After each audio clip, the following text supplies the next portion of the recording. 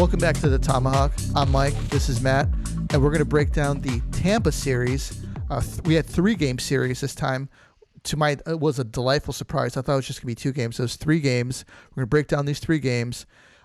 Brent Seabrook retired. That news came out a couple days ago, which was huge, and I'm kind of glad for him and his family because he's been dealing with some serious health issues with both hips and a shoulder surgery, and now he's having back issues. And for someone who gave so much to the organization, you don't really want to see a guy getting carried off on a cart. So the first three games we got. First game, Hawks lost with 0.1 seconds left in overtime, 3-2. They won the second game 4-3, and then lost the third game 6-3. Matt, I thought all 3 games were great, except for the last part of the third game. They were really, really tight. I thought it was a pleasant surprise to see these guys not fold against the champs. A lot of guys you see them playing well, a lot of teams you see them playing well, then they go up against a really good team, and then they look like a junior team. These guys, they came out and they played them hard, man. What do you think of let's start with the first game. Yeah, like Sharpie said in his broadcasting debut, the compete level was there every game, and that's all you can ask for against Stanley Cup champions.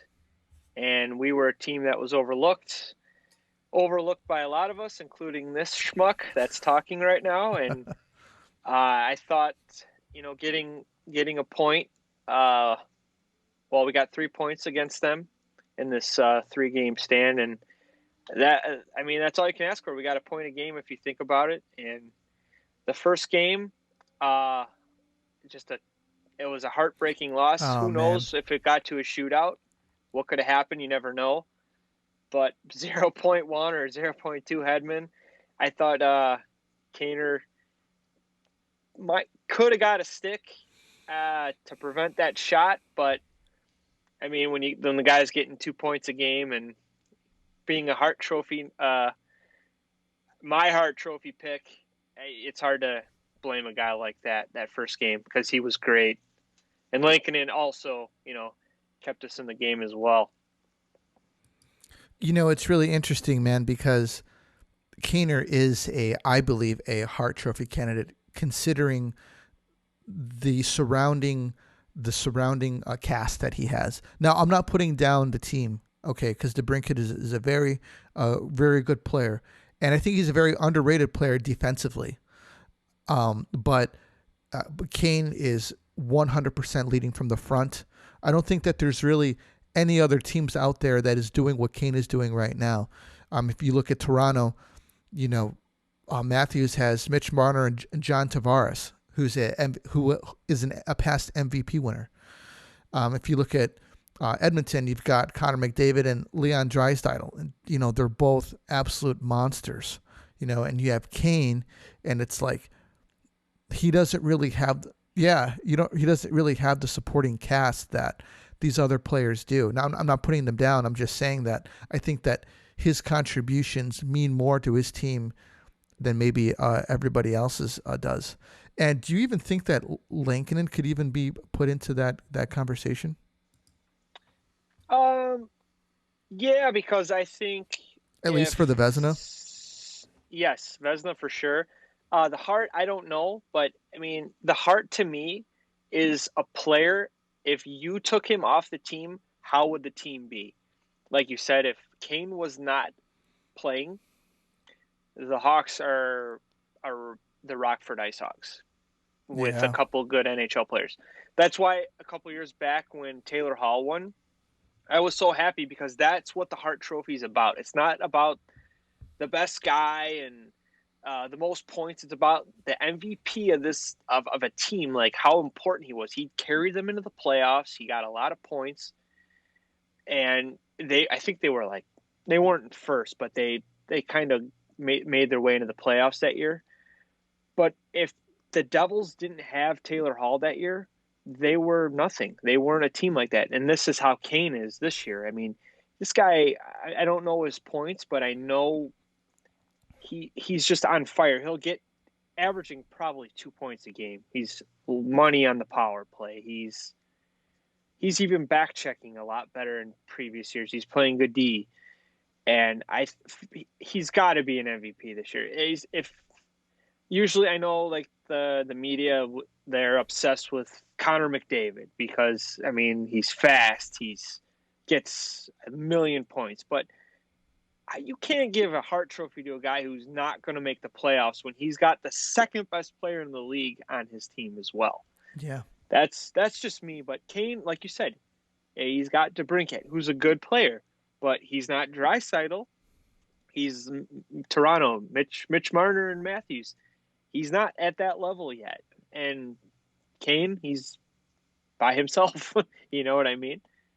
Yeah, and even if you look at the talent of Toronto, I mean they've got Marner, they've got Nylander, who's starting to put it back together again. I mean Tavares, these guys are great players. I honestly believe that DeBrincat's better than Nylander, but I don't think that he's on a Mitch Marner level. Mitch Marner's could be a game changer, And to be honest with you, Mitch Marner I think is a little bit underrated, probably because John Tavares and Austin Matthews, play on the team.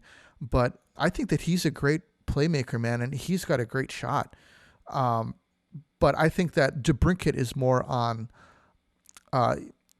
that level. Maybe DeBrincat's more of like a Patrick Laine. He's a for goal scorer for a shot. But Patrick Laine doesn't back check like DeBrincat does. I think that there's a lot of positives from Game 1, and the biggest one was Lankinen absolutely battling Vasilevsky on the other end of the ice. Those guys put on an absolute show. And to Tampa and to the Blackhawks, I think every single guy left it out there on the ice that night.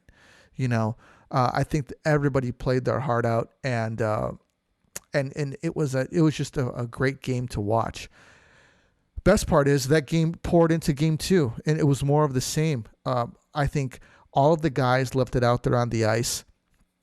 Great play by both teams. Subban, I think that he had a rough start, but I think that he battled back, and he played phenomenal after he got that second goal that he had. I didn't think that it was a really good one to let by, but he really turned it up after that. He really gamed it out on that one. I thought that he played really well, and the Hawks ended up turning that one into a win. Do you have anything that you think really stood out from Game 2? Subban. It was good to see him battle back, and that last shootout shot, I think Stamkos, when he stopped that puck, he was so fired up. Yeah. And he was competing. He left it all out there, and he just, it was good to see him. The team mobbed him. And that's a backup, right? We were kind of hard on him after that Detroit game. Yeah. Because he wasn't that good. He sucked. And he was really good that other game he played against Columbus, the shutout game I think he got. Yeah. And it's just if he can stay consistent like Ray Emery did, he's going to be a great backup for our team, and maybe he'll steal some maybe he'll get some more starts. That was my very next point was, and I think it's something that has dogged him his entire career so far, is his consistency. Is that he could be lights out one night, and then the other night he just can't bring it. Do you think that maybe Colin Delia should get a shot to just to see where he's at? If it didn't happen yet, I don't think it's going to happen. Maybe they're going to hold on to him in case there's an injury, but you got to stick with Lankinen because he's carrying us, and Subban is, if he can get it together, the consistency, like you said, I still think he loses his net really easy. Yeah, and he kind of I don't know what it is with him. It seems like he challenges the shooter, but he doesn't recover fast enough to get back in position. Right. I guess it's kind of the same thing as losing your net, but if he can get that together, and I think he's going to be a great part of this team that's forming. You know what I mean? I think Yeah. you need a good backup. Every team has a good backup, and I mean, I hope it can be him, but he's got to get consistent. But I think in these next stretches, we got to play Lincoln, and even if there's a back-to-back, we need points. And I know we're in the 4th spot, but don't forget Dallas I think they've only played 15, 16 games. So if we can get points on these guys, we're just making it harder on them. And they can't get it together. I think they're a 500 team. And that's our next series. So it's important we kind of hit them when they're down. Yeah, I agree with you. I'm not sure how Jamie Benn's doing this year, but I think that he's definitely might be out on a mission to do some damage.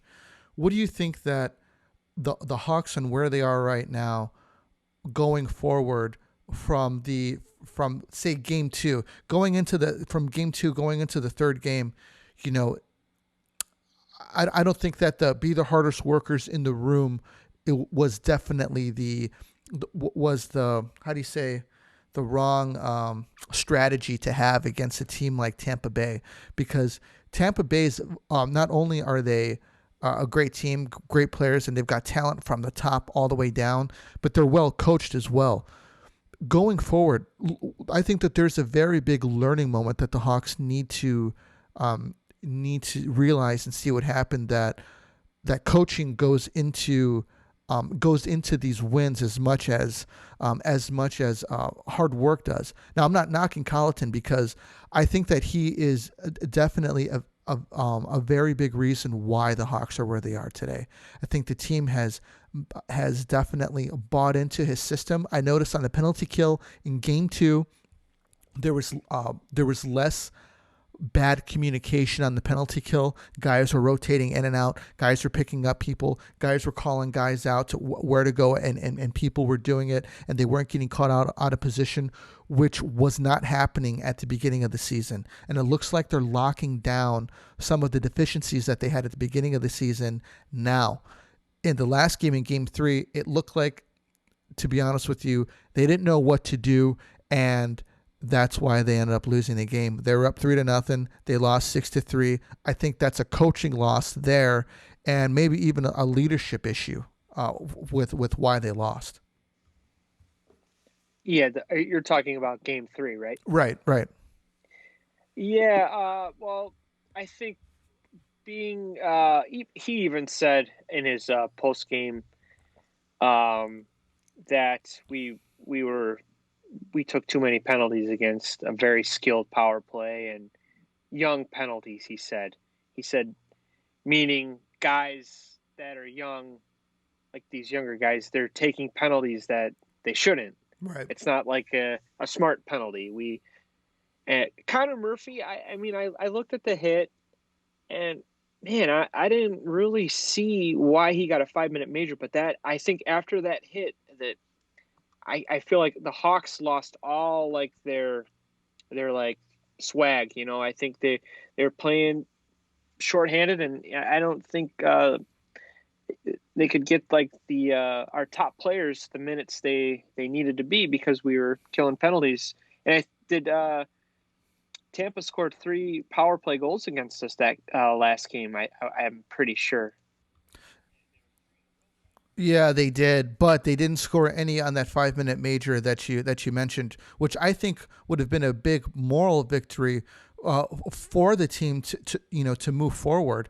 And actually, Hedman, they killed off about 2.5 minutes, and then Hedman got a 2-minute penalty, so that kind of knocked off 2 minutes on there, and it turned it into 4-on-4. But I thought that they could have used that to build some momentum. Exactly. Usually when your team is like, wow, man, we just killed a 5-minute major. Let's go. It's like, it reminds you of that penalty Hossa took in 2010 against Nashville. He's in the box for 5 minutes, and that we killed it off. We actually scored a freaking shorthanded goal, and I mean, wow. And we went to the momentum. He got out of the penalty box and scores the goal. It's just something like, it's insane. But I think that, I don't know if it's a coaching loss, really. I think the Hawks just kind of ran out of gas. And I mean, penalty killing all that time, it's going to weigh on you. I don't know the penalty minutes, but I mean, giving up 3 power play goals kind of a killer too to your confidence. Like, geez, everything's going in. We got to stop taking penalties. And But they didn't. yeah. So Looking at the Connor Murphy hit, I didn't think that it was a he. I would say this. I don't think that he was deliberately trying to injure the other player. He didn't leave his skates. When he made contact, with the chest area first, and then there was contact made to the head. I think he hit his chest, and then his head kind of went back from the force of the hit, and then he left his skates. But that was just from the hit. It wasn't that he was lining him up. Was it Tom Wilson style, launching himself into the air, aiming at his head, like a missile. that hit made no sense. Why Tom Wilson would hit a guy like that in the offensive zone makes no sense at all. I didn't get that one, and he deserves a sit. But Murphy, I mean, like Roenick used to argue with Mike Milbury after a game. You're getting soft. That's what he told Mike Milbury. Like, come on, Murphy hit the guy in the chest, and of course your head is attached to you. I don't think he made any head contact on the first impact of the hit. Of course, his head jerked back. I thought, I was like, wow, that was a freaking massive hit, and I think it just looked violent, and the refs like are just trained to put their arms up and say, "Oh, it's a penalty," and he didn't get suspended for it. That's Right. another thing. Like, okay, usually 5-minute majors lead to suspensions, and the league's probably like, you know what, we might have made a mistake on that one, or the officials might have made a mistake. It could have been a 2-minute, roughing, but I Yeah. mean, he had the puck and he made a good hit. I thought it was a good hit. Yeah. I thought that it was all right. The 5-minute major I wasn't too sure about, but I didn't think that he deserved to be suspended over it. And even his reputation, we're not talking about a guy who's out there laying down dirty hits consistently. As a matter of fact, I don't. Yeah, man. I don't. I don't remember. I don't think I've ever seen Connor Murphy line up a dude and then try and destroy him. To be honest with you, but he's not suspended. Yeah, he'll be available. He'll be available for the Dallas game on Tuesday night. Is there anything that you want to say about Siebes? Yeah, I'm kind of a little surprised he didn't retire at the beginning of the season. But I give him credit for, he wanted to try, and hockey players are confident dudes. They wanted to. I'm going to show everybody I'm good, and he said he was skating for a couple weeks, and he said he couldn't even pivot some areas, and that's not a good sign. But I mean, guy's a warrior, man. I think when his contract's up, I'm not sure if they could retire his number right away, but I think 7 should be up in the rafters. I don't think anyone should ever wear it again. He scored some freaking gigantic playoff goals, OT, big minutes, a lot of block shots. My uncle Mark is a season ticket holder. He said it's his favorite player. He said Siebes was a physical defenseman, and I'm like, you know what? I think he was very underrated offensively, Mm-hmm. but he was very responsible in his own zone. I'm gonna miss him, but I think that it's time for him to take care of his body and enjoy his family. And you know what? I'd love to see him in the organization still as like, like a scout or an advisor, whatever job they can get for the guy, because he's probably, him and Keith are going to be like, the defenseman that everyone's going to talk about when we're talking to our grandkids, like, oh, Brent Seabrook and Duncan Keith, those guys were huge for us when we won those 3 cups and a couple gold medals. And I think he was a very underrated defenseman, and he's going to be missed. Yeah, it's hard to believe. I'm happy for him, man, because I don't want you hate to see about these guys who gave everything and they have like a shit life after the game, and like Bob Probert, man. When I think about him, man, it's just unbelievable to think about, just somebody who gave his all for the game. But yeah, it's hard to see him go. It's hard to believe that. I remember watching these guys come up, and they're retiring now, and I think Keith might be 2 or 3 seasons away from retiring, man. He's still playing great right now, but one team or opponent that's undefeated, that's Father Time, and sooner or later, he's going to come for Keith. But I think that definitely number 7 should be retired, and that's it's hard, man, because Chelios wore number 7, but to put it out there, he didn't contribute the way that Siebes did to the organization, and I definitely think that his sweater should be up there, number 7. But hey, it's time to move forward. As one door closes, another one opens. And I will say this, man, Boqvist has been playing much better the past, I would say, 3 to 4 games than he has, I would probably say, his entire career. And I'm starting to see maybe what the scouts and what the team sees in him, because he's starting to turn it around and play much better. And Mitchell's playing very well too. Hopefully we can get Bowden back up here, man, because I think that he might be a key piece of the team that needs to be filled. So what do you think? Yeah, I think I'm more of a Mitchell fan than Boqvist. I'm actually turning into a big Dahan fan. I know he was out last game, but that guy, man, he's just steady. He's not flashy, get the job done, and Yeah. I think he's a veteran that is. I'm not sure how old he is, but I think these new guys are going to learn a lot from him, playing the defensive style.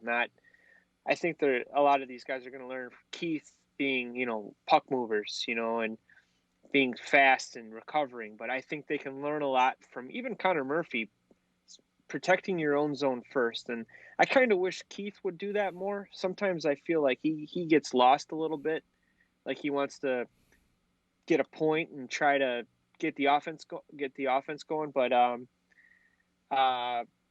yeah, I mean, I Bowden, like we talked about the last podcast, I think there's just so much competition up here right now.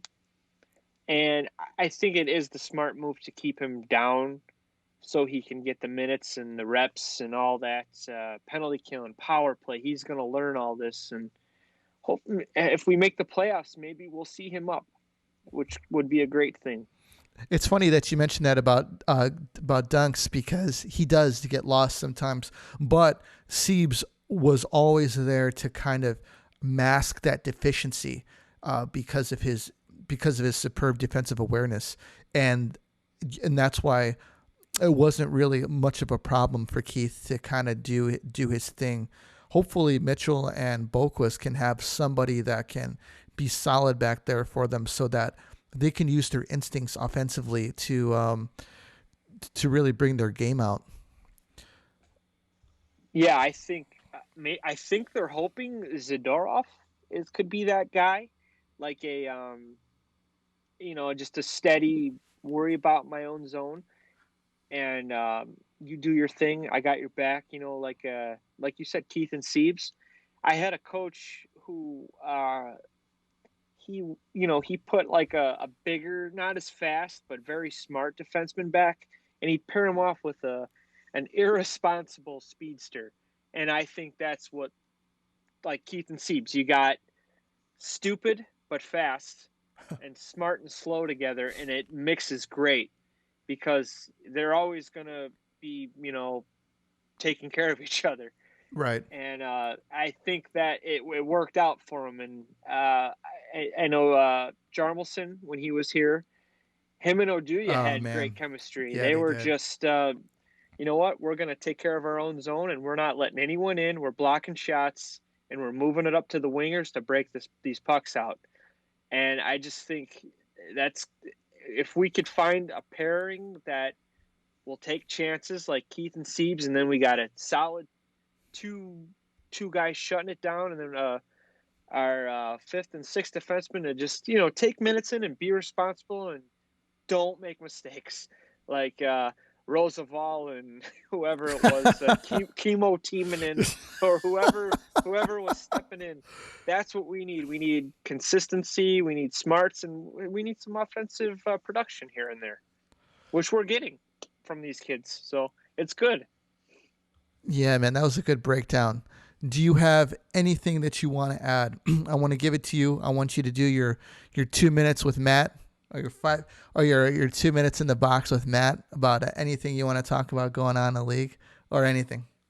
I want to go back to your comment about Mitch Marner. I think he's the best player on the Leafs, in my opinion. Wow. I think Matthews, yeah, he's going to score.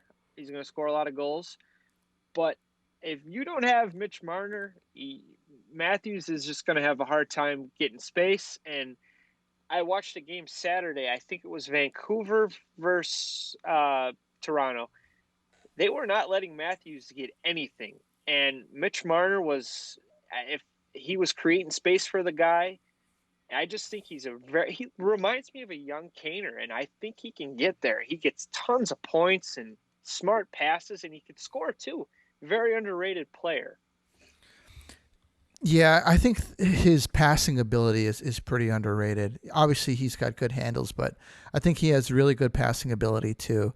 That gets overlooked. But hey, man, that's pretty much what it is. He I think he's just solid. He doesn't get talked about a lot because of obviously the guys that he plays with. But what's his contract like?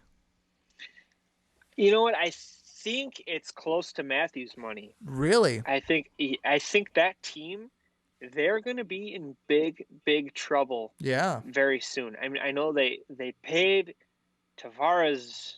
I think he's like at 13. Yeah. I think Matthews is at close to 13, and I think Marner's up there too. And I mean, it's a lot of money invested in a team that's never won a playoff series. Isn't Nylander up in like the 8-9 million area? I think he's in the 6 area, which is Okay. fair for a guy like him. I think that's what Brandon Saad was making. Sure. And I think they got a solid goalie in Anderson. I thought he could have beat the Hawks that year in 15. He was a great goalie. But another thing I wanted to talk about was Buffalo.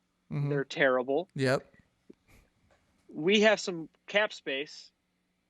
What if we made some moves for like a playoff rental guy, a guy with 1 year in his contract, Taylor Hall?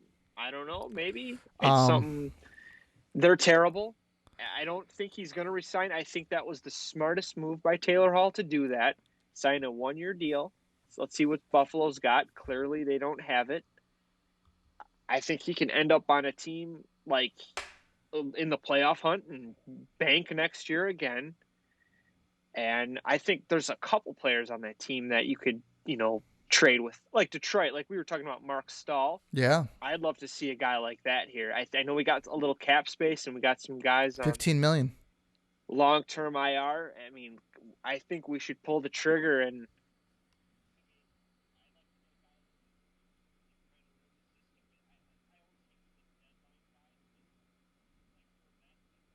Yeah, man. It did. It took him a long time.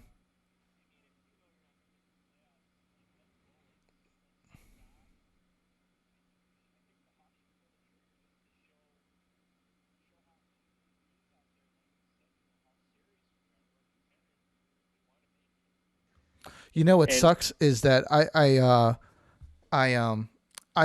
I'm not a huge on Taylor Hall because Taylor Hall will go out and he'll score 4 goals, and then the other team will score four goals, and those 4 goals that they scored are all when Taylor Hall's on the ice.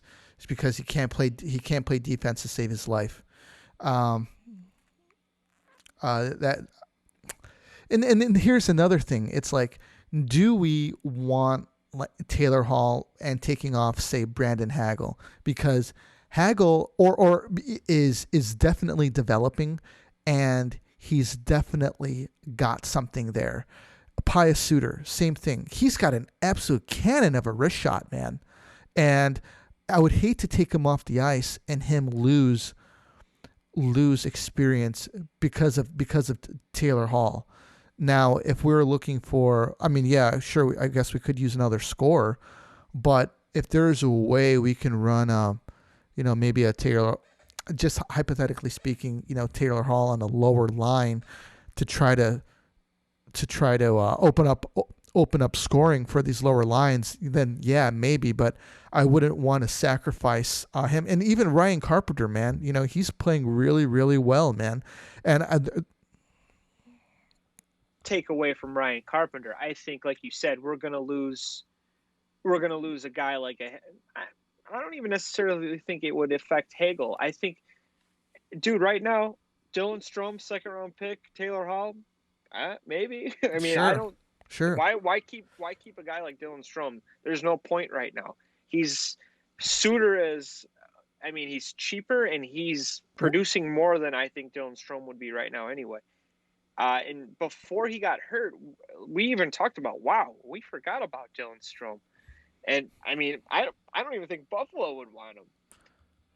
I mean, he's a guy that can get in return and maybe build off, but that's I think the Hawks needs right now maybe possibly another defenseman like a Mark Stahl. But I think it would be cool to get, like, if we're going for it, if it's a rental player, I don't think Taylor Hall would hurt. I think he would help, especially Patrick Kane. It's like, this is a very skilled top round pick guy. Kaner could be playing with this guy. And I think it would be awesome. Him and DeBrincat and Taylor Hall, that would be one scary line, especially if you know that Taves isn't coming back this year. I think that would be a great guy to have. And he doesn't have that much playoff experience, but I think he would be an absolute excitement. Like, oh my God, I get to go play with Patrick Kane right now. Yeah, I think he would be pretty excited, but at the same time, there's a couple issues there. Number one, who's going to play center between Patrick Kane, Taylor Hall, and Alex DeBrincat, you know? And even mentioning that problem that we have, because Taves, our top 3 centers are essentially out right now. Who do we have as centers going into the playoffs? Is there a center that we can pick up going into the playoffs? Do you think that maybe a center and Mark Stahl would probably be a better use of cap space? Well, I think we're going to be getting a guy coming back soon, Kirby Doc. We didn't talk about. He's skating today. I think if he could come back before the playoffs, that would almost be like a huge trade. You know what I mean? And I mean, I would honestly, the one player I would like to see here is a Mark Stahl, but I would not be surprised if Steve Yzerman keeps him, because he is against that Hawk when we played him. He is the only player on the Red Wings I noticed. He, like you said, he was skating hard to back check it, breaking up passes, breaking up 2-on-1s, hitting guys.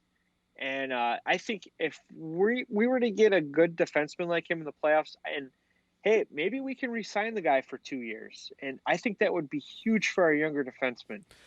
Yeah, that's actually a big point, because I think that he would be remarkable for Ian Mitchell or Boquist or even Bowden, just to, like, hey, watch this guy play, or Mark could be like, hey, look, this is what I'm going to do. I'm going to take care of this. Just skate this puck up, because you're obviously faster than I am, better at puck handling than I am. You guys skate up the puck. I'm going to handle it back here. Just make sure you skate back, But I really think that a really sore spot we have right now is the center. I don't think Soderberg is the answer that we need going into the playoffs. No, I think Bowman was kind of in panic mode when we found out our franchise center and our future franchise center were both going to be out for a long period of time. And I think Soderberg was cheap. He's big. He's got some games played. He's got some experience. He hasn't been bad, but he's no more than, I think the highest level he's going to get on this team would be a third line center. And that's about it. But he has scored some big goals for us. That Columbus game, he scored late, got us back in it, and we end up stealing the game and winning. Right. But I mean, yeah, like he's not going to be the guy. So, and he's only got a year contract, so I don't think he's going to be back. I'm sure Suter is going to have a permanent role next year. The way he's playing, he's deserved it. He's earned it. But like going back to Stahl, your comment about him saying, "Hey, like you said, I'm not flashy. I'm not a puck handler. I'm not a big goal scorer, but I'll get the job done, and I'll make you look better." That's huge, and I hope Bowman's listening to us, but I doubt it. But I think it would be a great addition to the team, and we can only hope for the best. Do you know when the deadline is? You know what? I haven't even looked into it, but it's got to be within the next month and a half, maybe. I know a lot of teams are freaking out about trades too because there's all the quarantining crap, and it's slowly kind of stopping though. So, and we're in the same division. We're in the next two states over, same 45-minute flight away. I mean, I think get on the phone with Yzerman, give him a pick because he's rebuilding. He loves picks. He loves prospects. Throw him one. Let's get a good defenseman, and let's go for a playoff spot. Let's go for it. Maybe we should do a podcast on potential trade candidates for the Hawks and send this to Stan and say, "Hey, we did your homework for you, man. Make this happen." Exactly. Taylor Hall, let's give it a C. Let's whatever. Like it's up to you. But I think teams are going to go for Taylor Hall because he's got 1 year left, and I think Buffalo. I mean, it's going to benefit Buffalo too. They're going to get They're going to get the highest bidder. They're going to get prospect. They're probably going to get a high pick, and and they're probably not going to make the playoffs. So, yeah, you know what, man? Just thinking about it, I think that we really should do a separate podcast about trades, potential trade candidates, and get on the trade train. If there's anybody out there that wants to see other players or they have ideas for other players that they think would fit on the Hawks, let us know.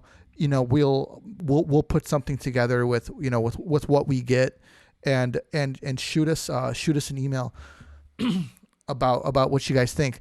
Leave us a comment in the comments, anybody that you want to see, or shoot us an email, mprieto57@gmail.com, and we'll put it together. Or if there's any ideas out there that we can put something together and send it off to Stan and see what he says to try to get our team ahead and make a run for our fantasy Hawk team and put it ahead and get our guys to the cup, get a cup run, get a surprise cup win. Wouldn't that be crazy with these young players? But that's all that I've got for you. You got anything, Matt? No, that's all I got. Next series, let's go. Let's get Dallas while they're hurting and hold that playoff spot. Yeah, Dallas Tuesday and Thursday night. If we can get 4 points out of these guys, that would be fantastic. Beat them while they're down, and then we'll move on from there. But that's all we got for you guys tonight. This is Mike and Matt. We're out.